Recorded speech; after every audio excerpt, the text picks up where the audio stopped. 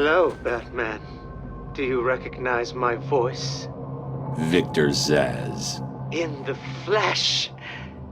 I'm so happy you remember me. I'll never forget you.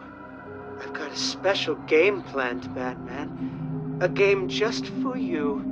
Ring, ring.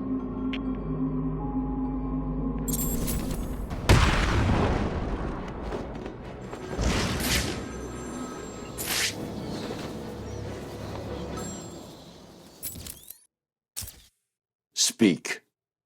Oh, Batman, you sound impatient. That is good. That is very good. You'll need that to solve my little game. You may have heard that I have been providing salvation to the mindless drones lucky enough to answer my calls. Hardly salvation. You've been killing them. That's a question of perspective. For example, from where I'm standing, I can see 3 little piggies just waiting for me to cure them of life. From their perspective, I'd imagine they see things differently. If you hurt them, Zsasz, I will hunt you down. I bet you will. But first, a little game. Right now, somewhere in Arkham City, there's a phone ringing. I know it's a big place, but you need to find it. Take too long, and I kill these piggies. And don't try anything clever. I had a friend help me bounce the signal through every relay from here to Bloodhaven. You'll never find me. Now hang up that phone and start running. Ring, ring, ring, ring.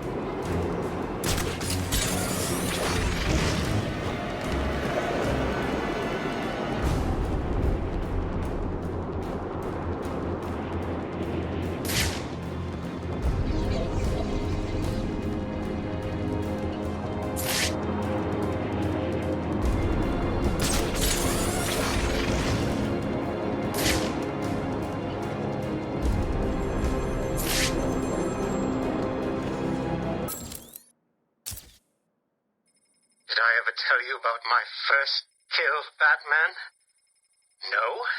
As I am sure you are aware, my parents were dead and I was rich. So rich I could have anything I wanted, but of course, all I wanted was them back. I now know that that was impossible, of course, that their death served a higher purpose. But back then, I had yet to experience the joy of cold steel cutting through warm flesh.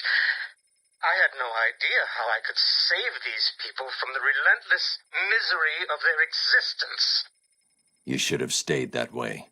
Really? Then I'll stop now. Find another telephone, Batman. Goodbye. I knew you were scared to face me, Batman. Ring, ring, ring. Find my phone, Batman.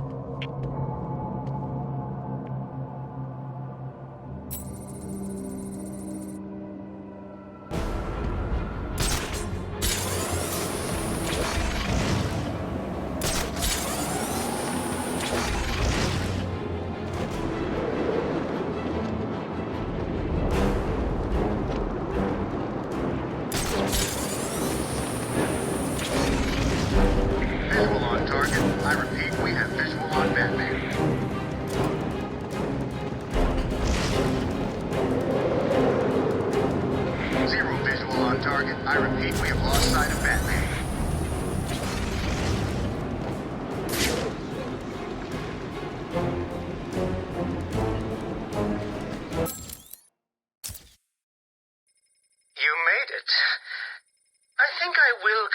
my story, I feel the need to talk, to confess maybe. I was rich and alone, but not for long, of course. I took to gambling, or maybe it took to me. If only I had been good at it. I may not be where I am today. As my life spiraled out of control, I desperately formed a plan.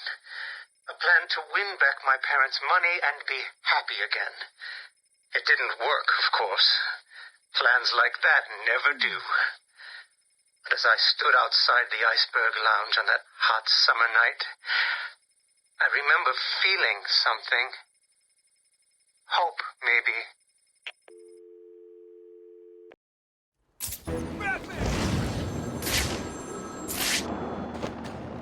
Find my phone now, Batman, or I'll carve this man's existence into my flesh.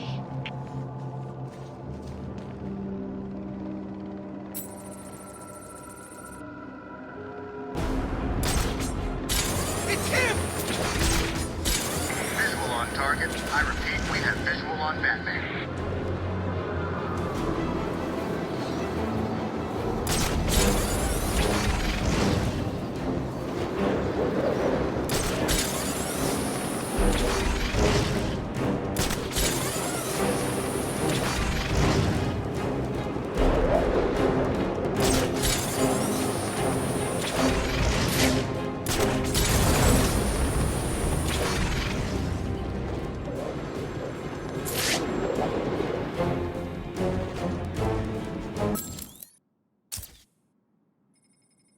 The Iceberg Lounge was crawling with the disgusting flesh of humanity.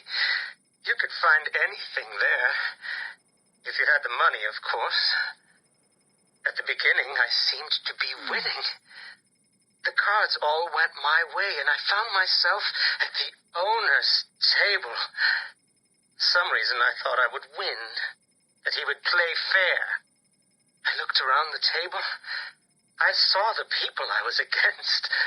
Card sharks, thugs, princes, and the disgusting midget who ran the place. One by one, they all lost or folded. The chips were piling up, and it was just him and me.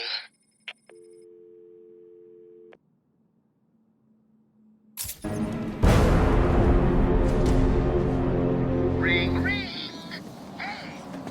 It's Batman!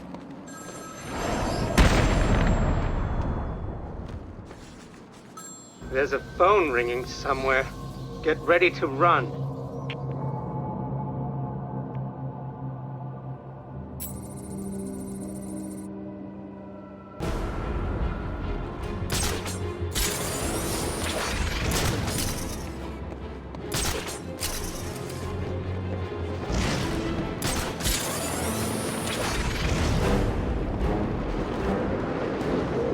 Batman spotted.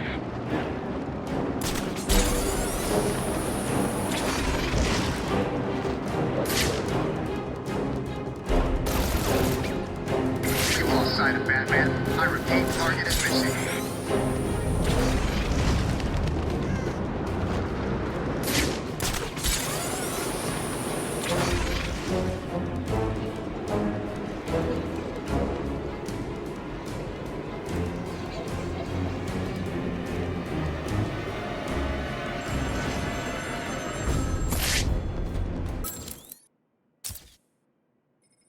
They called him the Penguin, even back then. He had both eyes, of course. That little accident hadn't happened yet. And both of them were looking at me when I put down my cards. Six of clubs. Six of diamonds. He looked scared. He leaned forward, and I could smell the cigar stench on his breath. The six of spades, and finally, the six of hearts. I felt good. And then he started laughing. He belched out smoke, and he put his cards down on the table. Card by card, my heart sank. A 3, a 4, a 5, a 6, a damn 7! Straight flush ended me there. I was lost and thrown out into the city to die. Penniless.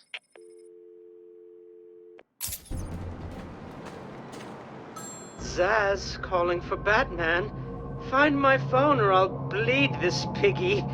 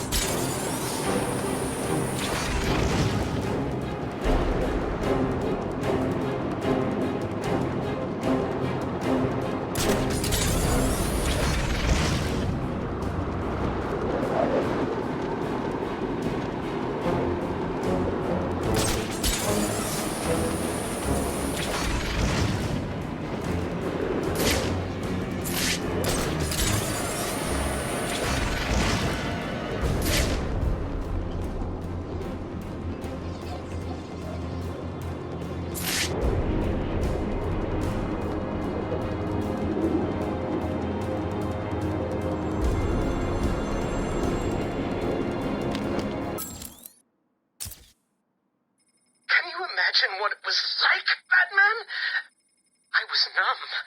I'd lost everything, and I was alone, crying like a baby staggering through the streets of this city, until I found the answer that I had been looking for. I stood there on the Sprang Bridge, looking out at the sea. I felt the warm breeze on my skin, and it felt right.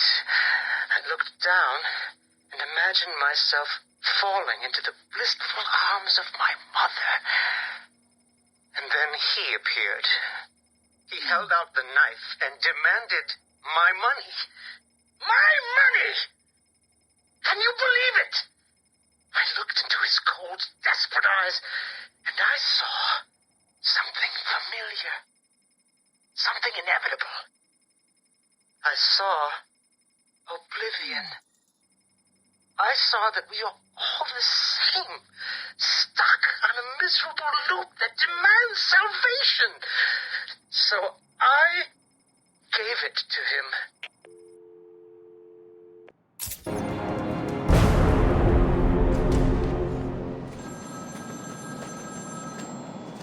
My flesh is crying out, Batman.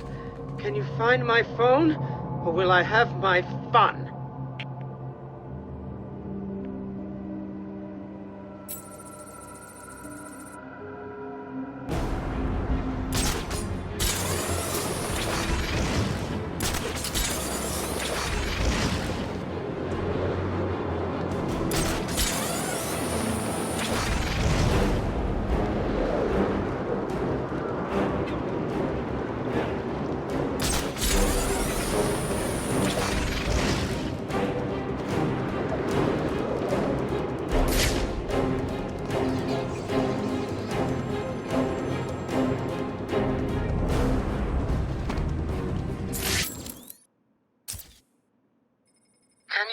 The vagrant's surprise when I grabbed his knife from his hands.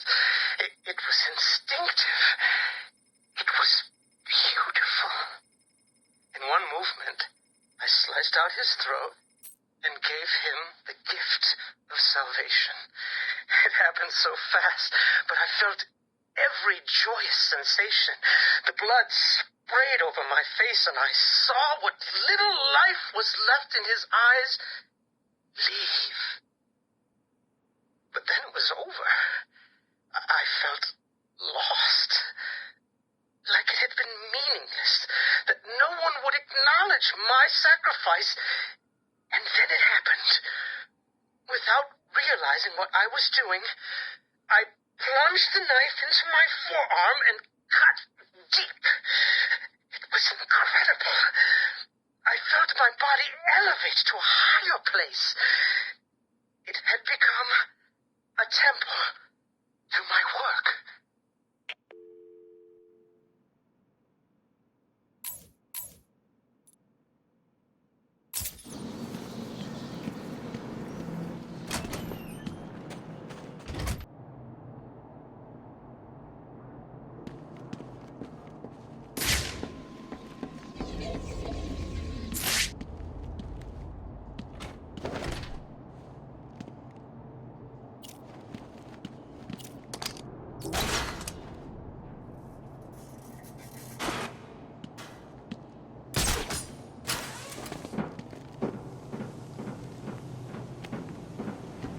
You're probably praying I will end your lives quickly.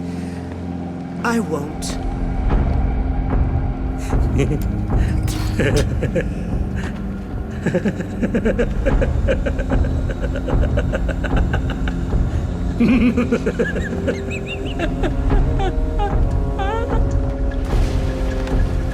My body is a temple dedicated to your memory.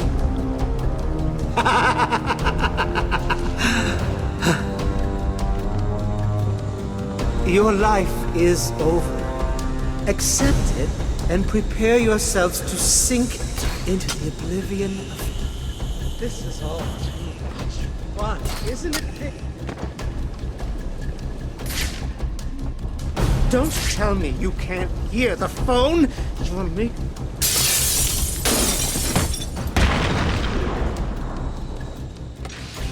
This is not over. It cannot be over. My blade will bathe in the crimson rivers of blood that will pour from the holes I cut into your body. You cannot deny me the mark. I need to make the mark. It's all I have left.